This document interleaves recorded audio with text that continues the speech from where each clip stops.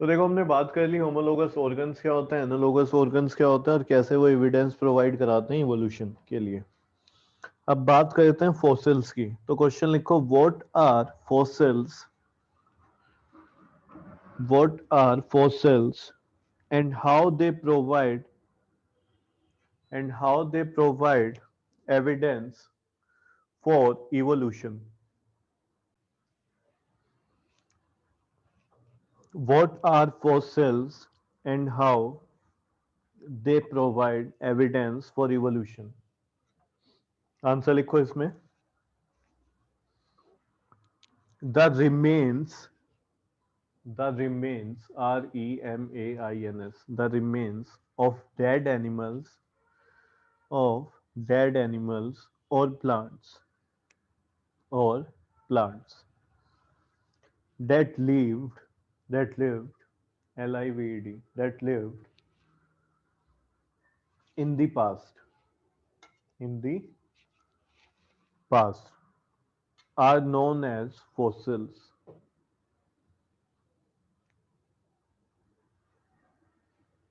Are known as fossils. देखो तुमने एक वर्ड बहुत सुना होगा, फॉसिल फ्यूल, सुना है ना? Yes Yes, sir. sir. क्या क्या होते हैं इसमें? एग्जाम्पल्स भी सर लिखो। Plants and animal. प्लांट्स और एनिमल्स होते हैं फॉसिल फ्यूल्स, The petroleum, ये सर coal. पेट्रोलियम कोल उनसे है ना? बनता है। पेट्रोलियम कोल। तो देखो यहाँ पे क्या होगा, अभी तुम्हें लिखवाऊंगा मैं नेक्स्ट क्वेश्चन में। जो पेट्रोलियम है, पेट्रोलियम में सब आ जाता है। पेट्रोल हो गया तुम्हारा, डीजल हो गया, एलपीजी, सीएनजी, नेचुरल गैस। ठीक है। तो ये जो है पेट्रोलियम, जो है ना पेट्रोलियम, और दूसरा कोल, ये आए कैसे? तो तुम कहोगे सर ये तो डिग करने पे, ठीक है, जब डिग किया अर्थ क्रस्ट को तो वहां से निकले। लेकिन ये जो है, ये बोला जाता है, ठीक है, पूरे इसके एविडेंस भी हैं, है ना, कि बहुत साल पहले, मिलियंस ऑफ ईयर्स एगो पहले, यहाँ पे क्या होगा, एनिमल्स होंगे, प्लांट्स होंगे, और वो डेड हो गए, मर गए और दब गए किसी तरीके से। तो वहां पे क्या होता है, उनकी जो रिमेन पार्ट्स हैं जो वो, ठीक है, दब गए उसमें। एक मिनट रुकना। तो देखो हम बात कर रहे थे कि भाई जो एनिमल्स हैं, ठीक है, मर गए धीरे धीरे। क्या है, देखो मिट्टी जो होती है वो एक जगह से दूसरी जगह जाती है, विंड के साथ यहाँ से उठ के उधर चली गई, फिर और धीरे धीरे, एकदम से नहीं, इसमें भी बहुत टाइम लगता है। तो वो सब क्या है, वो वहां पे दब गए। ठीक है।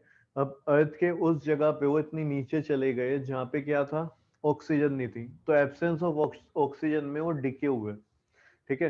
तो उनसे जो बना वो क्या है फिर, पेट्रोलियम प्रोडक्ट्स और कोल। ठीक है।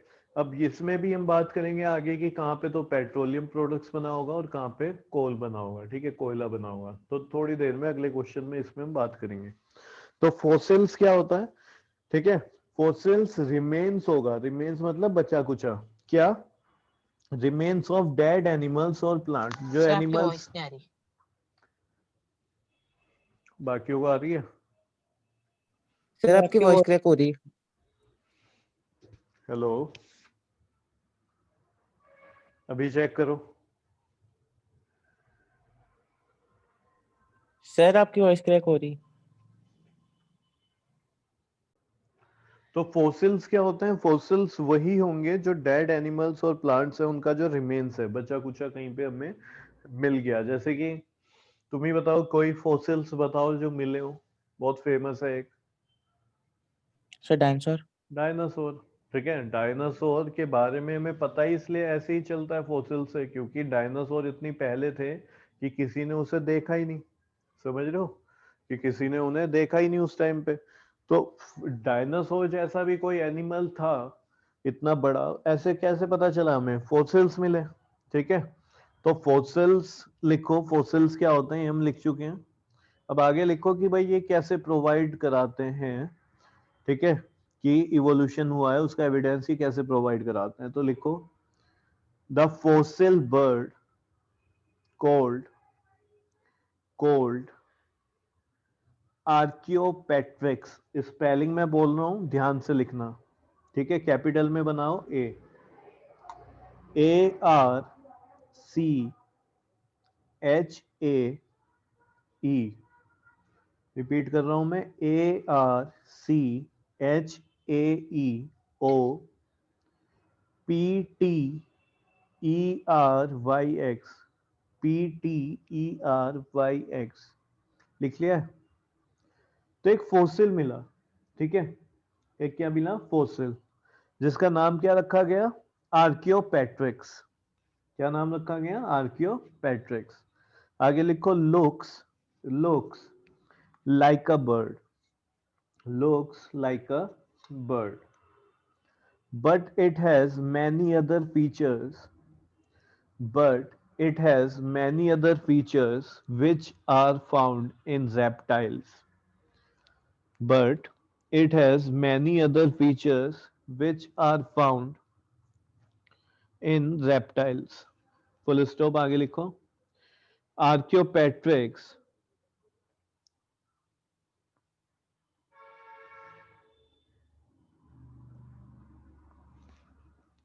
आर्कियोपेट्रिक्स, लिख ली ना स्पेलिंग, या लिखूं मैं, लिख लिया? सर एक बार Archaeopteryx has feathered wings, इसके आगे लिखो,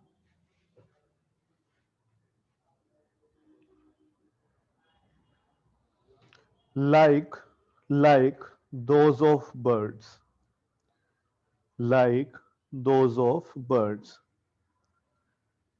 but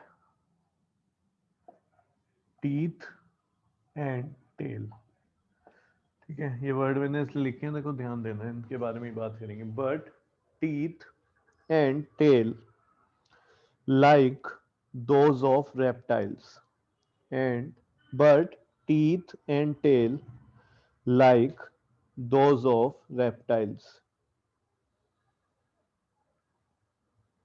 comma, hence suggest that the bird have evolved, that the birds that the birds ऐसा लगा देना भाई, birds have evolved from the reptiles, have evolved from the reptiles. देखो screen share कर रहा हूं, आर्कियोपेट्रिक्स कैसा दिखता होगा वो देखते हैं, देखो इस तरीके से, आ गया स्क्रीन पे, Yes, sir. एक बर्ड दिखाई दे रही है, और इस बर्ड में तुम अगर देखोगे, ठीक है, तो इसके देखो ये आगे वाला जो पोर्शन है, इसके जो टीथ है, ठीक है, ये ऐसा है जैसे कि रेप्टाइल्स का होता है, क्लियर है ना, और इसकी टेल भी जैसे रेप्टाइल्स की होती है ना, लंबी सी, उस तरीके से इसकी टेल है, बाकी इसकी जो बॉडी है वो एक बर्ड की तरीके से है, ठीक है। तो यहाँ पे क्या हुआ, अगर तुम ध्यान से समझो, यहाँ पे डायरेक्ट लिंक बैठ गया, किसमें, बर्ड्स और रेप्टाइल्स में, बर्ड्स और रेप्टाइल्स में। तो देखो ये एविडेंस ये दे रहा है फॉसिल है ये, क्योंकि आज के टाइम में तो ये मिलता नहीं है, ठीक है। ये तुम देख रहे हो नीचे साइड में, देखो फॉसिल की भी इन्होंने इमेज दी हुई है, इस तरीके से इसका ये फॉसिल, ठीक है, जो सबसे तुम्हें लेफ्ट में दिखाई दे रहा होगा स्क्रीन पे, फर्स्ट लाइन में, ठीक है, ये फॉसिल इसका मिला था। तो जब इसका फॉसिल मिला है तो उससे जब रिसर्च करी गई तो ये देखा गया कि भाई इसका जो आगे वाला हिस्सा है, ये टीथ वाला, ठीक है, ये जो आगे इसकी टीथ है ये, और इसकी जो टेल है ये रेप्टाइल की तरीके से है। बाकी इसका बॉडी स्ट्रक्चर क्या है, बाकी इसका बॉडी स्ट्रक्चर एक बर्ड की तरीके से है। तुम अगर इसे लिटा दो ना और इसके विंग्स हटा दो, ठीक है, तो तुम्हें ऐसे ही लगेगा जैसे कि एक रेप्टाइल है, ध्यान से देखो, लग रहा है, बोलो, Yes, sir. देखी ना इमेज। तो यहाँ से हमें ये एविडेंस मिलता है कि भाई इनमें बर्ड्स में और रेप्टाइल्स में डायरेक्ट लिंक रहा होगा, डायरेक्ट क्या रहा होगा, लिंक रहा होगा। तो ये बोला जाता है इससे, फॉसिल से ये एविडेंस देता है कि जो बर्ड्स है ना वो रेप्टाइल से इवॉल्व हुई हैं, यानी कि पहले के टाइम में रेप्टाइल्स से कुछ रेप्टाइल्स में जीन्स में चेंज आया ड्यूरिंग सेक्सुअल रिप्रोडक्शन, और उस चेंज की वजह से क्या हुआ, वो उनके विंग्स वगैरह आने लगे, थोड़ा उनकी बॉडी स्ट्रक्चर में चेंज आया, फिर हमें यहाँ पे क्या है, नई एक स्पीशीज मिल गई, ठीक है, और उसे हमने क्या बोला फिर बाद में जाके, बर्ड्स। कोई डाउट है इसमें तो पूछो। No sir. No sir. नहीं ना, तो यहाँ से हमें पता चलता है कि भाई जो फॉसिल्स हैं इससे भी हमें एविडेंस मिलता है इवोल्यूशन का, कि रेप्टाइल से ही जो बर्ड्स हैं वो इवोल्व हुई हैं। अब आगे लिखो next question, how fossils are formed.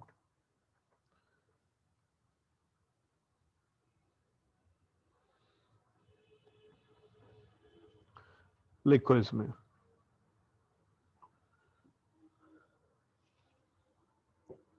when organism die, जब ऑर्गेनिज्म क्या है, मर जाता है, डाई हो जाता है, comma, their bodies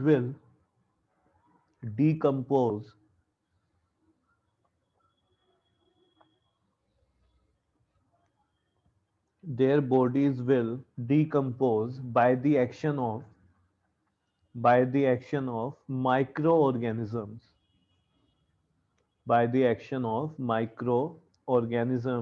in the presence of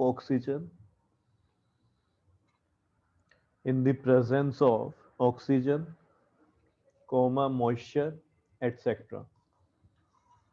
In the presence of oxygen, moisture, etc.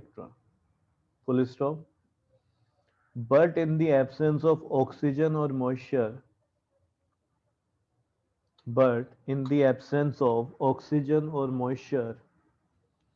organisms do not decompose completely.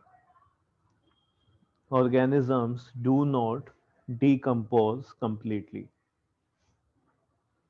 Full stop. It is such body or body parts. It is such body or body parts of an organism which we get as fossil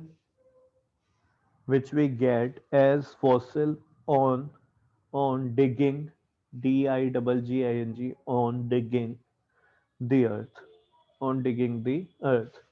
तो देखो कोई भी organism अगर मरता है, die होता है, तो क्या होगा, जो बैक्टीरिया है, माइक्रो ऑर्गेनिज्म है, वो अपना काम करना शुरू कर देते हैं, उसमें डिके करना शुरू कर देते हैं, उसको डिकम्पोज करना स्टार्ट कर देते हैं। लेकिन ये जो प्रोसेस है डिकम्पोजिशन का, ये तभी हो सकता है जब क्या हो, प्रेजेंस ऑफ ऑक्सीजन और मॉइस्चर। ठीक है, अगर ऐसा केस होता है कि कोई एनिमल डाई हुआ और वहां पे क्या है, ऑक्सीजन या फिर मॉइस्चर का प्रेजेंस नहीं है, यानी डाई होने के बाद क्या है, वो बहुत नीचे जाके दब गया किसी तरीके से कि वहां पे ऑक्सीजन ही प्रेजेंट नहीं है, तो वहां पे उसकी बॉडी का डिकम्पोजिशन नहीं हो पाएगा। अगर होगा भी तो कंप्लीट डिकम्पोजिशन नहीं होगा, वो पूरी तरीके से डिकम्पोज नहीं हो पाएगा। तो वो क्या है, उसका जो बॉडी रिमेन है वो वहीं का वहीं क्या रहेगा, वैसा का वैसा ही मिलेगा डिगिंग करने पे। ठीक है, आगे लिखो नेक्स्ट लाइन से, sometimes comma, fossils are found as an impressions, spelling बोल रहा हूं, IMPRESSIONS, impressions of organism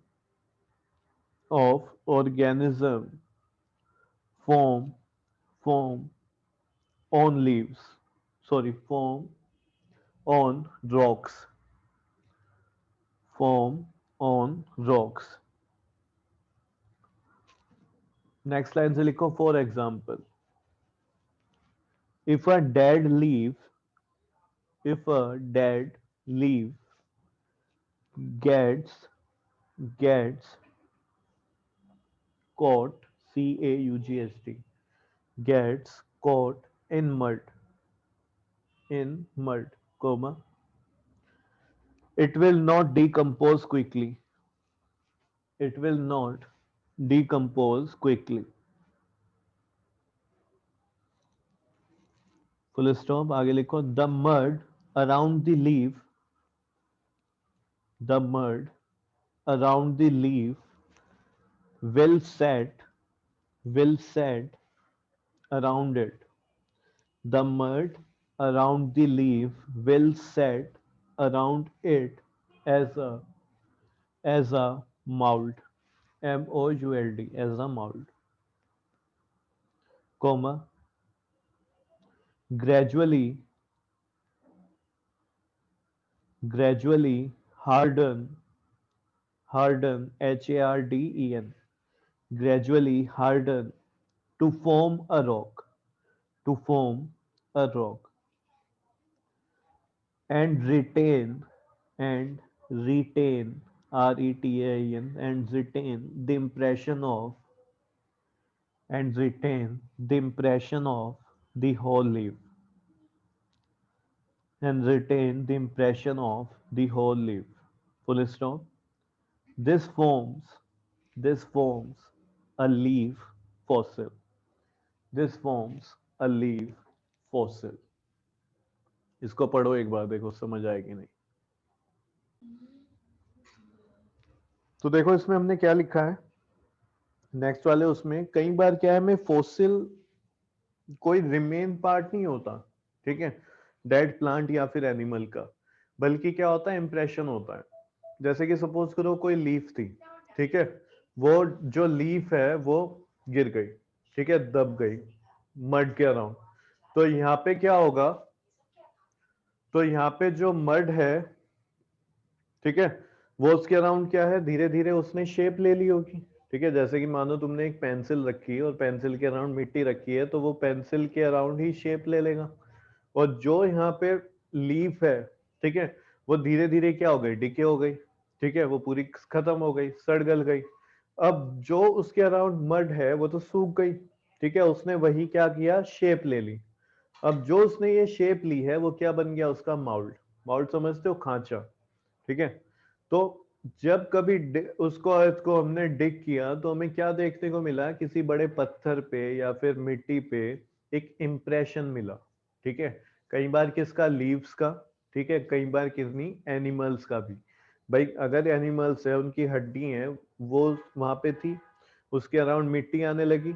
अब मिट्टी क्या थी उस टाइम पे, मॉइस्चर था, धीरे धीरे वो क्या है, सूख गई, और जो उसकी बोन्स हैं वो डिके हो गई, खत्म हो गई बिल्कुल। तो वहां पे क्या होगा, एक माउल्ड बन गया, एक खांचा बन गया। तो उससे पता चला कि यहाँ इस टाइप का भी कोई एनिमल रहा होगा।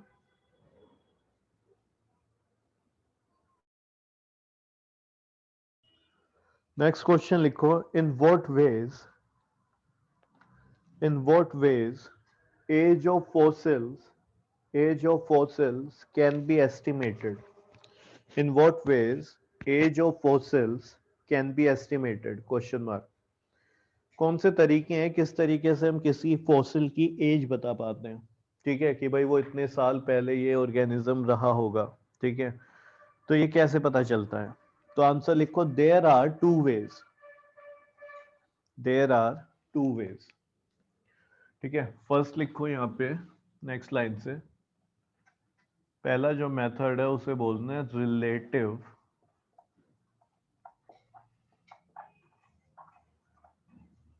Relative method. जल्दी से लिखना है इसमें, on digging comma the fossils, on digging comma the fossils which we find in layers closer to the surface of the earth. On digging comma the fossils which we find in layers closer to the surface of the earth are more recent, are more recent. Full stop. The fossils which are found in the deeper DEEPR in the deeper layers are older are older are older, comma, whereas the fossils the fossils found in the deepest layers found in the deepest layers of earth are the oldest ones are the oldest ones। देखो समझना, earth crust है ये इस जगह पे, इसमें भी क्या होंगी, लेयर्स होंगी। ठीक है, ये मिट्टी है, यहाँ पे क्या है, ये लेयर्स होंगी इस तरीके से। ठीक है, अब हमें यहाँ पे कोई फॉसिल मिला, यहाँ पे कोई फॉसिल मिला और यहाँ पे कोई फॉसिल मिला। तो देखो सिंपल सी बात है, जो हमें यहाँ पे मिला है वो सबसे ओल्डेस्ट होगा। क्यों? धीरे धीरे लेयर आती रही, हवा चलती रही, विंड, उधर की मिट्टी इधर आती रही और ये दबता गया।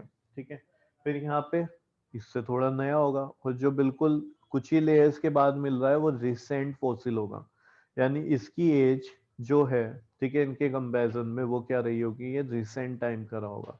तो जितना हमें नीचे डीपर लेयर में मिलेगा उतना हम क्या बोलेंगे, वो उतना ही पुराने टाइम का ऑर्गेनिज्म रहा होगा। क्लियर हुआ है पॉइंट? बोलो।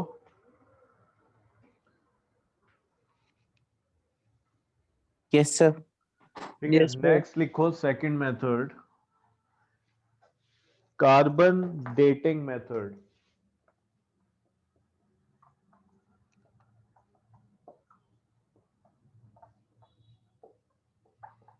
Carbon dating method most important, लिख लेना इसको, कई बार सीधा सीधा पूछ लेते हैं, what is carbon dating method. ठीक है, and where it is use, वैसे कहाँ पे हम यूज करते हैं, तो हम लिख देंगे it is use for knowing the age of fossils. Answer लिखो इसमें, फिर समझाता हूं। All the living objects contain all the living objects contain some some ऐसे लिखना, carbon 14 atoms, contain some carbon 14 atoms. तो कोई भी लिविंग ऑर्गेनिज्म है, कोई भी, उसमें कार्बन जरूर होगा, और उसमें कार्बन के कौन से होंगे, कार्बन 14 एटम्स होंगे। ठीक है, which are radioactive, carbon 14 atoms which are radioactive।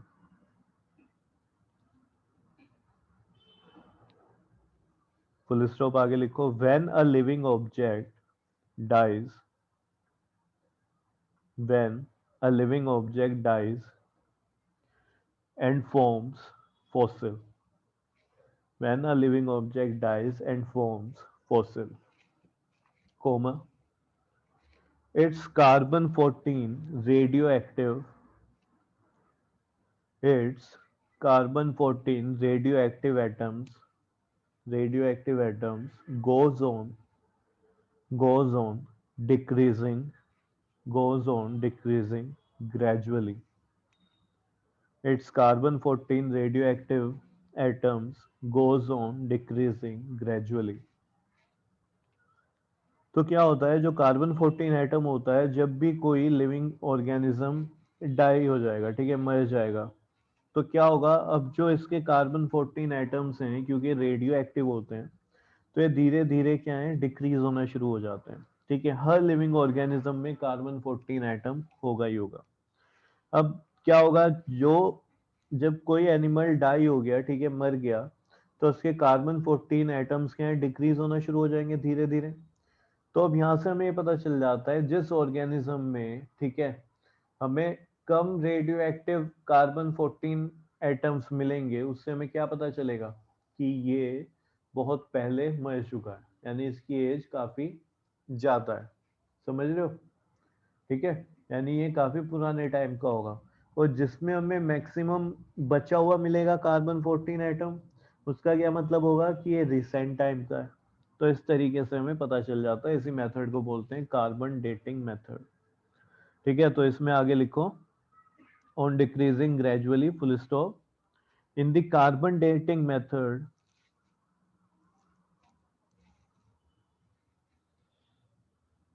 in the carbon dating method, comma, the age of fossils the age of fossils is found by comparing the carbon 14 by comparing the carbon 14 radioactivity left in fossils by comparing the carbon 14 radioactivity left in fossils with the carbon 14 radioactivity with the carbon 14 radioactivity present in living objects today in living objects today।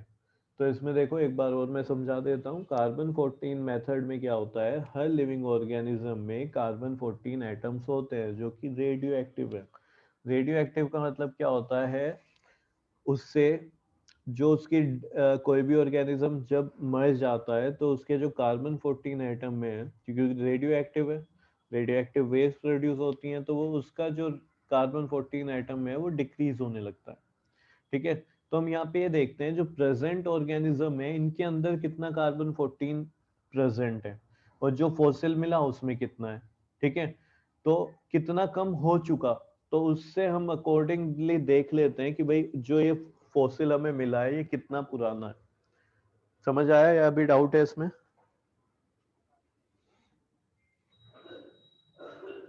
Sir आ गया। ठीक है, तो ये most important है, इसमें ज्यादातर यही पूछ लेते हैं, कई बार दोनों भी पूछ लेते हैं, या तो तुम्हें दोनों करनी है लेकिन इसको मोस्ट इंपॉर्टेंट लिख लेना है, डायरेक्ट क्वेश्चन भी पूछ लेते हैं। ठीक है, तो बाकी फिर हम अगली नेक्स्ट अपनी क्लास में